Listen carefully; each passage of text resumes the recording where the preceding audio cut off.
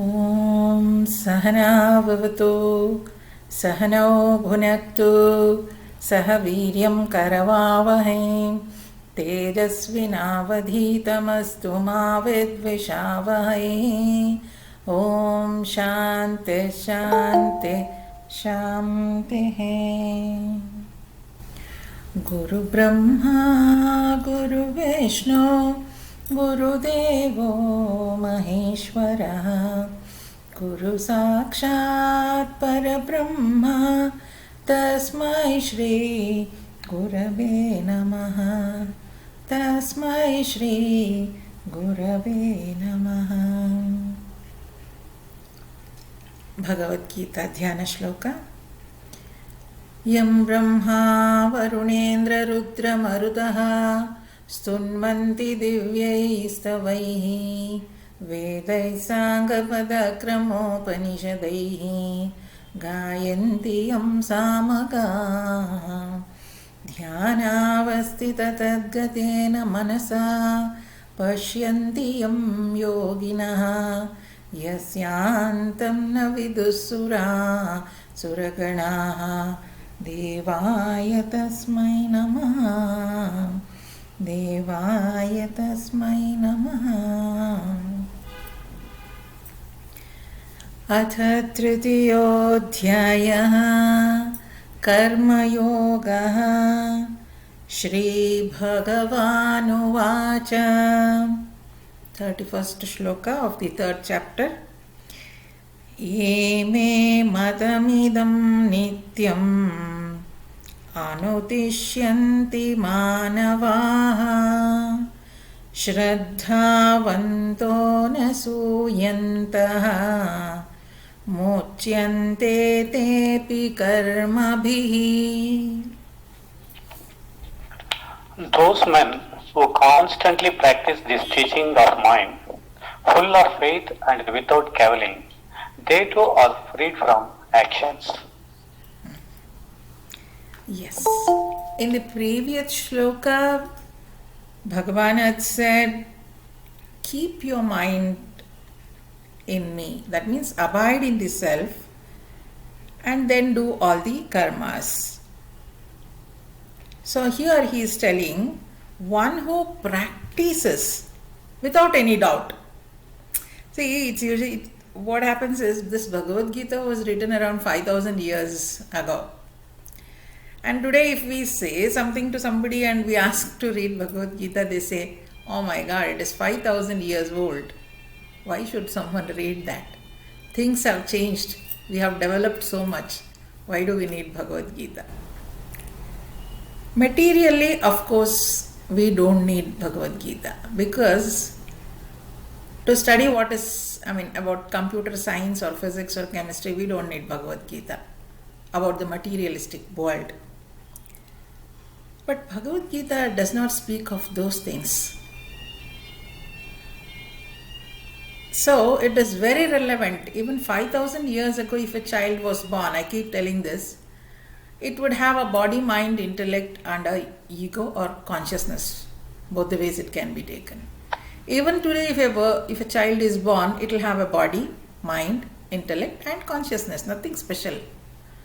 The eyes would just see 5,000 years ago also. Now also eyes do the same job of seeing. There is no difference at all. So whatever was told 5,000 years ago by Bhagavan Krishna, even today it is relevant. And it is tested and proved. Nobody has edited Bhagavad Gita. No additions at all. Okay, this shloka doesn't match with something. No additions. They have not corrected at any point of time. So Bhagavan says, without any doubt, if with full faith somebody follows my instructions and they practice, practice, abhyasa is very important. Shraddha is, he is given Shraddhavanto na suyantaha is told here. Shraddha is faith with intellectual conviction. We don't have equal word in English for Shraddha. Shraddha means faith with intellectual convictions. See, Faith is, something like you just believe. It may be like blind belief or whatever. So when we say it is Shraddha, it is faith with intellectual conviction. Intellectual conviction means I completely trust what my Guru says or what my Shastras say. So finally that will be achieved because many of them have achieved that. So if somebody practices with that Shraddha, Guru says something, yes, I 100% believe in him, so that whatever he says will happen with the experience. That is the trust. I'm not just blindly believing it. It is with the conviction, yes, it will happen. That is called as Shraddha. So with that Shraddha, practicing is very obvious. See, we practice to be angry, we become good at it. We practice to be happy always, we become good at it. We practice to be joyful, we become good at it. We practice talking, we become good at it. So, if we practice something, we will be good at that. So here Bhagavan says, who believes in my words and practices what I say, they will also be relieved from karma. They will not be bound by karma. Continuing. Ye tvedabhyasuyantah nanutishtanti me matam sarvajnana vimudhamstan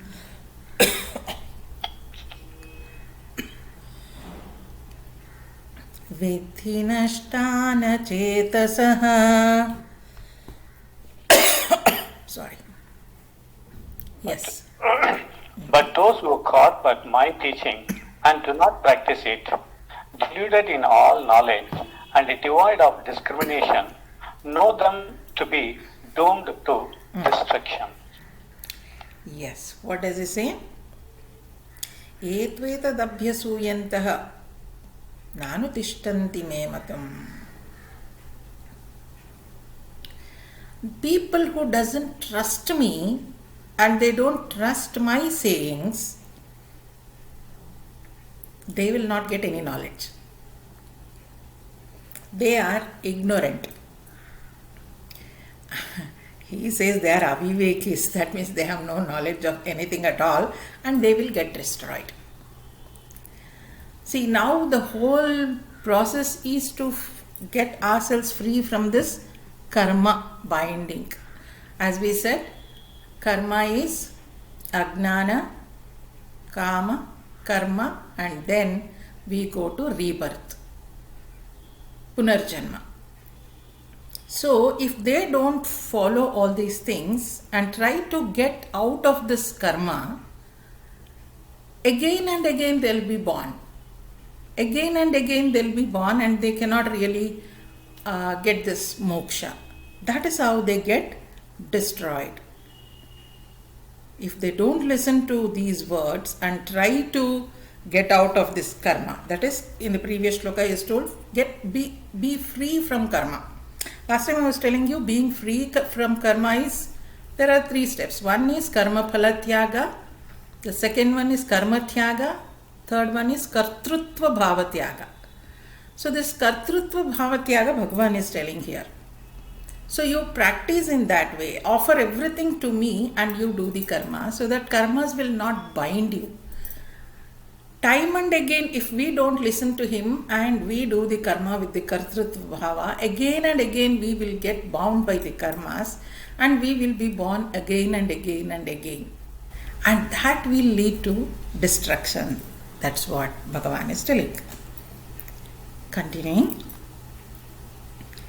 Sadrisham cheshtate swasyaha prakritirjnanavanapi prakritim yanti bhutani nigraha kim karishyati.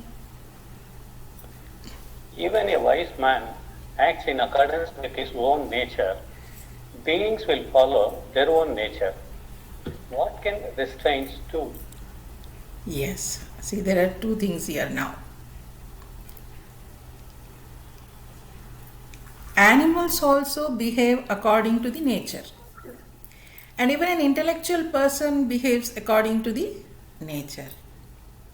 So, in that way, what can this control do? Nigraha means controlling. See, there are two things here. One is controlling ourselves, and another one is withdrawing ourselves. Two words. Controlling means we time and again we feel like doing something, and forcefully we control that. No, don't do that, don't do that. The mind goes behind anything it sees. We say don't go and we try to control. That is control. But when we control, there is that rasa in that. Rasa means I have a taste. I should have, like, sometimes we control so much, then we'll say, Arey, I should have done that. What would happen? What big thing, like that. But when we withdraw from something, we will not have the desire of having what I should have done that, like that. There is no temptation there. Withdrawing and controlling, two different things. Suppose I am very fond of sweets, and maybe if I am diabetic, I am asked not to eat the sweet. So at that time, doctor says you should control eating sweets. Yes, because I am diabetic, I am forcefully controlling not to eat the sweet, but still I have an urge to eat the sweet. That is controlling. Suppose I don't have anything. Then one fine day I decide I will not eat sweets. Not because of some reason. I'll decide I don't want to eat sweets. I will withdraw from the sweets. That withdrawing is so powerful, it will never say that, there'll be no urge of, okay, I should have tried to eat, I would eat, I will eat, or something like that. So controlling is different and withdrawing is different. So here Bhagavan says, when everything is happening according to its nature, what can controlling do? It can't do anything. It should be only withdrawn. Withdrawal should happen. Everything is happening according to the nature. Nature means, again, it comes to body, mind and intellect. So body acts according to the 5 sense organs. 5 sense organs, it keeps going out. Eyes, nose, tongue, ear, and then the touch. So everything, all the 5 organs are like, horses running out towards outside materialistic world only. So how much ever you control, there is an urge to see. When you tell children to close their eyes, you will see they'll be slowly opening and seeing. They won't close completely. That is, they are trying to control. But we as elders, if you want to say that we will withdraw, it is completely closing the eyes. That means even if I am opening my eyes, I am not tempted to see anything. So that is this one Bhagavan Krishna is telling. Controlling cannot do anything, and Gurudev would say you should withdraw towards. Withdrawing means towards the self. Continuing. Indriyasyendriyasyarthe ragadvesho vyavastito tayornavashamagachet tau hyasya paripanthino. Attachment and aversion for the objects of the senses abide in the senses. Let none come under their way. What they are is force. So, indriyasyendriyasyarthe ragadvesho vyavastito. Meaning, the panchendriyas, the 5 sense organs, and with those 5 sense organs we are enjoying the world. When we enjoy the world, we definitely will have ragadvesha. See, when we do the karma means the work or the action outside, it is like karmatraya. As per Shankaracharya's commentary, it is karmatraya. Means in 3 ways we will be doing the karma. Karmatraya is Kayika, Vachika and Manasika. These are Sanskrit words, I use the same words. Kayika means with the body. With the body I do some action. Kayika. Vachika.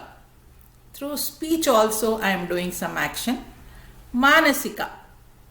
Through my mind also I am doing some action. Kayaka, Vachika, Manasika. According to Shankar Bhashya, commentary of Bhagavan Shankaracharya. And when we do these action in these three ways, Kayaka, Vachika and Manasika, even the phala, the fruits are phalatrayam, means three types of phala. What are those three types of phala? Dharma, Artha, Kama. Dharma, Artha, Kama. See, whatever action I do may improve my righteousness or may spoil my righteousness. Any work. I may do some work which is good, that improves my righteousness. I may do something bad, my righteousness may come down. That is dharma. Artha, money. I work for something, I might get money or I might lose money. Artha.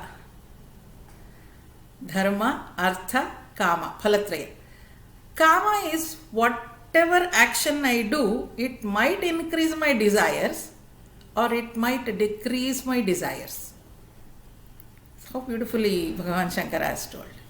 So now karma is karmatraya, phala is phalatraya, and the dukkha is also dukkhatraya, he says. Not much explained is about dukkhatraya.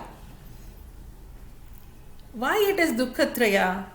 Dukkhatraya means, see, it is whatever action I do, the result is dukkha mishrita. It is a mixture of happiness and sorrow. It is not totally happiness. It is mixture of, see, I'll tell you an example. Suppose you marry your daughter. It's a happy thing. Yeah, very good. After such a long time, I got a nice boy for my daughter and I got her married. It's a happy thing. But now the sorrow is, she is going out of my house. I have to send her away from me, right? So whatever action we do, it is a mixture of happiness, joy and sorrow. No action will give us complete happiness or no action will give us complete sorrow. It is always dukkha mishrita, we say. So that is the dukkhatrayas in that one. And another one is atruptikara, unsatisfaction. Whatever you do, however beautifully you do some work, somewhere some unsatisfaction is there. Not very happy about that. We are not satisfied with what we have done. So it is dukkakara, dukkhatraya. In dukkhatraya what we see, it is dukkha mishrita, it is atruptikara. So we will not be satisfied at all. So that is how Shankaracharya says the karma will be of three types. So here Bhagavan says, so whenever we do anything, indriyasyendriyasyarte ragatvesha vyavastito, whatever these sense organs perform, actions are performed with these sense organs, there are fruits of raga and dvesha. Tayorna vasham agacche tauhasya paripantino. So he says no one should fall into the attachment. Fall prey for this. Never fall prey for this raga and dvesha. Why? Because they are his enemies. Raga, then how to live in this? See, we perform the action and we get these fruits also. Then what to do? Meaning you accept it, whether it is raga or dvesha. Whatever is the phala, just accept it. So you have to accept whatever you get. So tayorna vashamagacche tauhasya paripanthino. Never fall prey for this raga and dvesha. Just accept whatever you get. Continuing. Shreyan swadharmo vigunaha paradharmat swanushnitat swadharme nidhanam shreyah paradharmo bhayavaha. Better is one's own duty, though devoid of merit, than the duty of another well discharged. Better is death in one's own duty. The duty of another is fraught with fear, is productive of positive danger. See, in this second chapter, this Swadharma is very important. Swadharma, that means my duties. Here Bhagavan says, whatever your duties are, do it properly. It is better to die doing your duties than doing some other person's duty. Even though it is very beautiful and you are able to do very beautifully those works, better stick to your Swadharma. Let me explain. Swadharma, see, as most of us are family people, my Swadharma, my first duty is to take care of my family. But I might feel, why should I not go sit and meditate, leaving all these people so that I can progress spiritually? I have learned so much, then I can get moksha and go. Maybe I am good at that. But still Bhagavan says, no, first do your Swadharma. Once you have a family, do your duties towards your family. Never run away from that. Complete that. Even if you are excelling in other things, you finish your duty here. That is Swadharma. Another way of telling Swadharma is, my Swadharma is, I am Nitya Shuddha Ananda Swarupa. This is the highest level of speaking about Swadharma. My Dharma is, I am Nitya Shuddha Ananda Swarupa. That is the property or characteristic of the Atma or the Chaitanya which is making me to live. So I should abide in the self and do all the work. That is one meaning of Swadharma. Materialistically speaking, it can be like the family I told. You have to take care of your family. Or if you are an engineer, you be a good engineer. Maybe you are good at, you have some medical knowledge, you are good at doing that also. Don't go and do. That's why Guruji would say, if doctors would construct the buildings and engineers start operating, what would be the chaos like? So, Swadharme Nidhanam Shreya. It is better to die in your own Swadharma.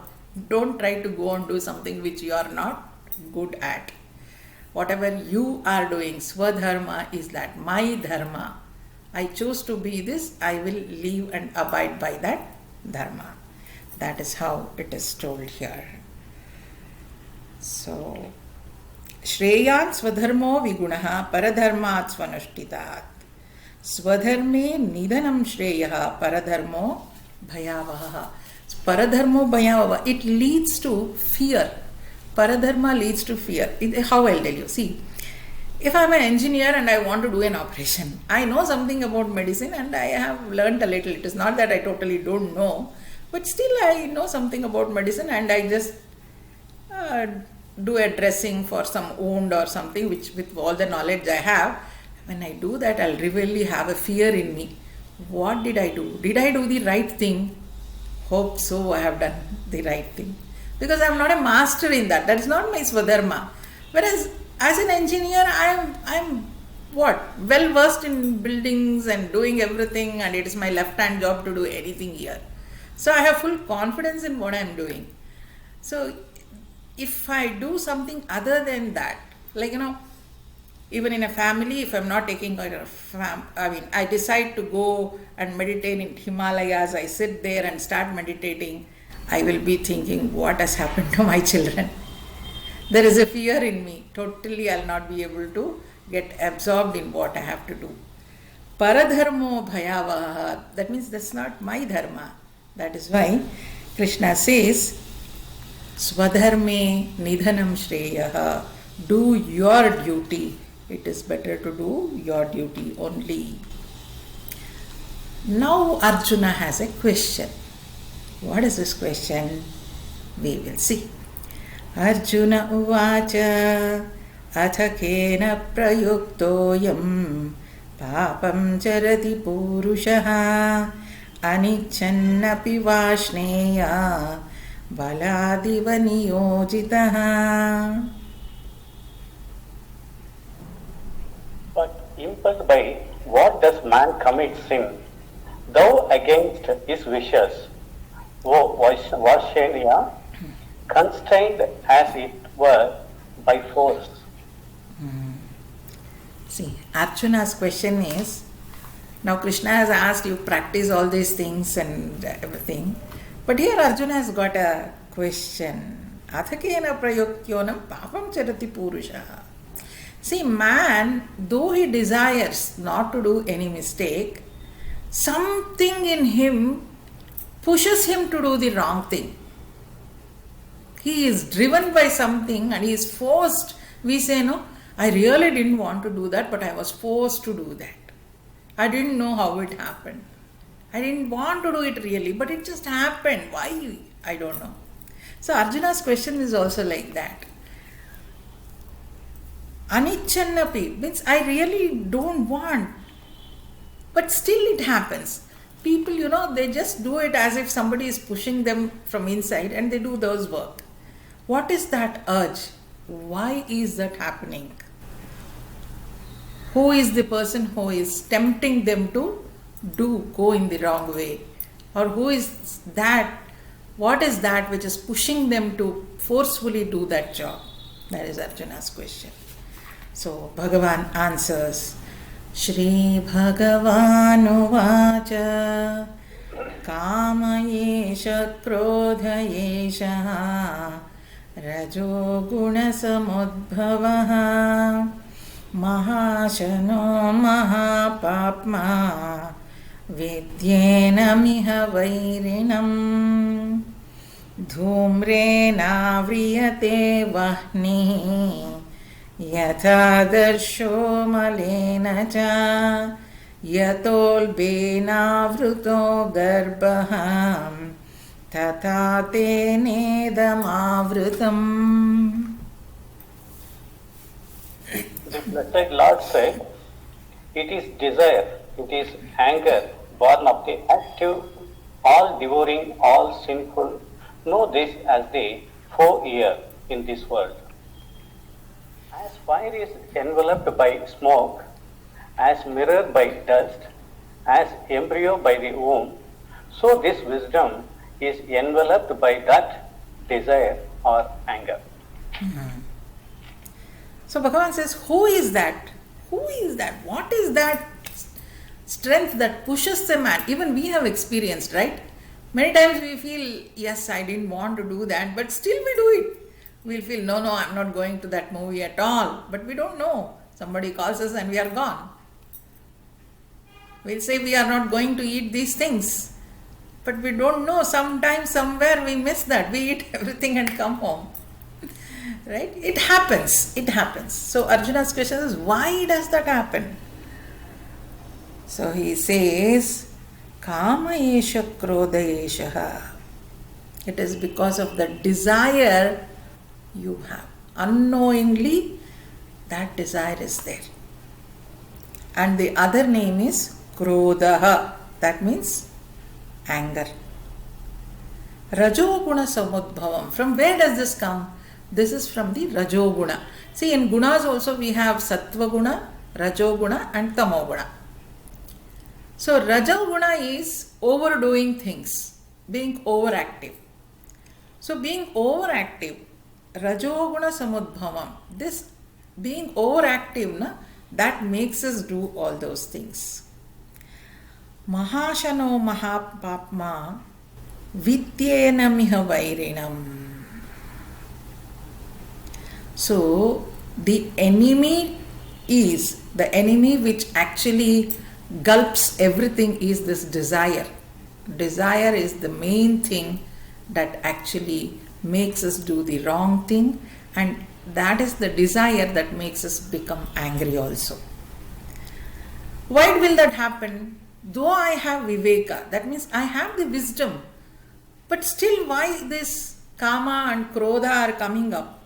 Why, what's happening to me? I have the wisdom that I can rule my desire, that I can control my anger and all, but still why it is happening? Bhagavan says there are 3 types of desires which cover this wisdom. 3 types of desires which cover the wisdom. That is again sattvic, rajasic and tamasic desires.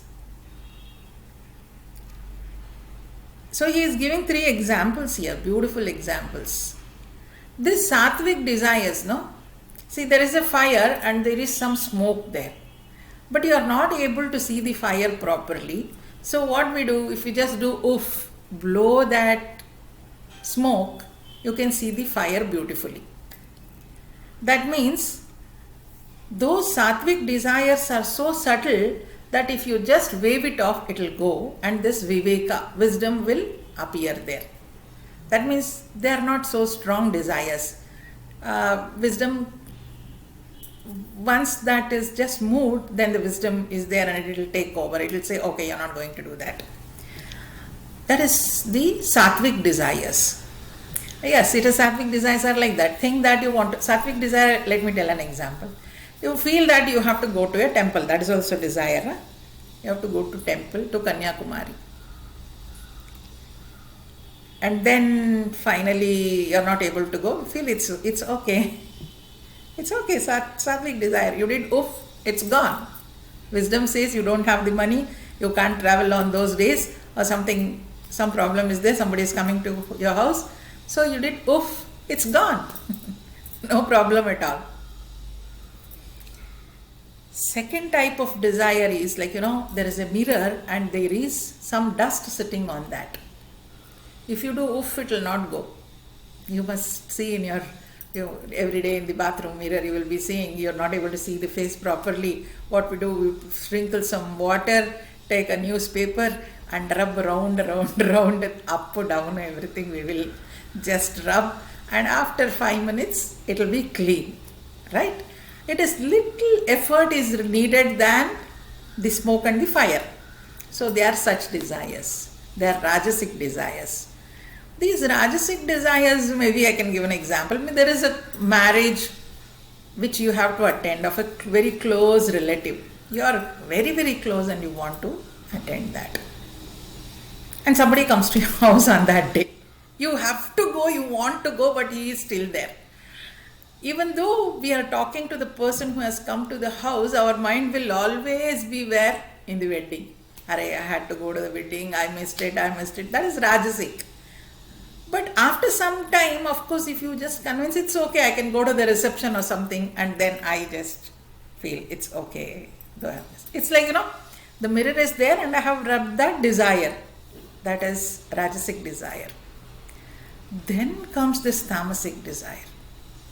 This tamasic desire, how it covers the wisdom, you see? Oh my God. Yatolbe navruto garbha. That means how the embryo covers this uterus. If a child is there, for the child to be born, it takes almost 9 months. Till then that garbha, embryo, is covering that portion, uterus. So just like that, the wisdom will not come out at all. You will have to wait for 9 months till that vasana is exhausted. That is tamasic desire. It is not as easy as the smoke and the fire, or as easy as the mirror and the dust. You have to wait for 9 months. Like, if you have a desire of acquiring a site or something. I am giving very vague examples because I have seen people who actually have these strong desires and they really worry about that. Somebody has a strong desire to have their house, their own site. They want to have their own house. it goes long way. It is not so easy. They have to wait for months and years and everything to get that, right? So though the wisdom is there, they feel that they must have that, like that. Very strong desires which will not just go like, the smoke or the dust on the mirror. They are tamasic desires. They stick on to us for a long time. So Bhagavan says, these desires cover the wisdom in these three different ways. So these are the things which make you go out and do the action. Continuing.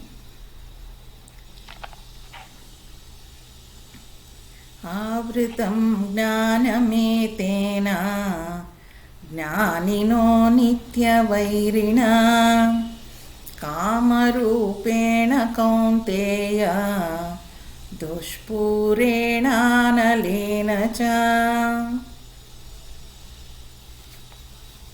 Enveloped, O son of Kunti, is wisdom. By this constant enemy of the wise in the form of desire, which is difficult to appease. See, always this, buddhi. The wisdom is always covered by this desire. And this desire, he calls it as what? Avritam jnanametena jnanino nityavairina. Avritam means covering. Jnana, wisdom is covered by this desires, and that is when the wisdom is covered by desire, that means I am ignorant. I have the knowledge, but it is not available for me. So that is the enemy of the person. Knowledge is there, but it is not available to him because of these strong desires. It has covered the knowledge. Kamarupena kaunteya duspurena lanaicha. These desires are so strong that there is no satisfaction at all. I told you, it is atruptikara. The three, when I told you about the, karmatraya, phalatraya and dukhatraya. So it is atruptikara. Atrupti means how much ever I have, I am not satisfied with that. So that desire actually covers my intellect. And that is the enemy. What is the enemy? I am not getting satisfaction. Atrupti is there. That is my enemy. Kamarupena kaunteya dushpurena lalena cha avritam jnanametena jnanino nityavairina. So for a jnani, enemy is the desire because it covers the knowledge. Though knowledge is there, it is not available to him. Continuing. Indriyani mano buddhihi asyadhisthanamuchyate etairvimohayatyeshaha jnanamavritya dehinam. The senses, the mind and the intellect are said to be its seat. Through these, it eludes the embodied by wielding its wisdom. So where is this desire? It is located in the indriyas, sense organs, in the mind and in the buddhi. It exists in our 5 sense organs and in the mind and in the intellect. That is the residence of this desire. So with these, that is with the indriyas, mind and intellect, the desire which is there in the sense organs, mind and intellect will cover the wisdom. Wisdom also is there in the intellect and desire is also there in the intellect. So it will just cover that. So it will cover, and what will it do? Etair vimohayatyeshaha gnanamamrutya dehinam. So it will cover the wisdom and it will make you, get attached to the things outside. The wisdom is covered and then you get attached to the outside world. See, I'll tell you how we get caught. We go to a mall, shopping mall. I'll always decide and go, I will not buy anything. But there is an offer. As soon as you go, enter the first gate, he will give you a pamphlet and say, you buy this, you will get this free. You buy soap powder, you will get bucket free. I don't need the bucket, I don't need the soap. I know, I have that wisdom. But now how this wisdom is covered by the desire. See how it will happen. One desire is that I am getting free bucket for half kg of soap powder. Why not buy? So I simply go and buy. I have the wisdom, but that wisdom is covered by the desire. At that particular moment, the wisdom is not available. Then we come home and say, Arey, why did I buy this? I really did not need this. How many times it has happened to us, isn't it? So these desires, it will be in the intellect, it just covers the wisdom there. And it makes us do such small things. It's a small example to say that how these desires actually cover our wisdom. And the wisdom, though we have that wisdom, it is not available at that time. Had I got that wisdom available at that time, I would say, no, I don't require, I don't need. But the desire, okay, I'm getting something for something, I will be saving some 50 rupees or 100 rupees. That desire only makes us do all these things. So Bhagavan says, this desire which exists in the sense organs, mind and intellect, will cover the wisdom, and that is the enemy for the person. It will cover the wisdom and make you get attached to the outside world or get attached to whatever you see. Okay, we will be left with 3 more shlokas. So we will do those 3 shlokas in the next class and again have a gist of Karma Yoga in the next class. So we will stop till there. Hari Om.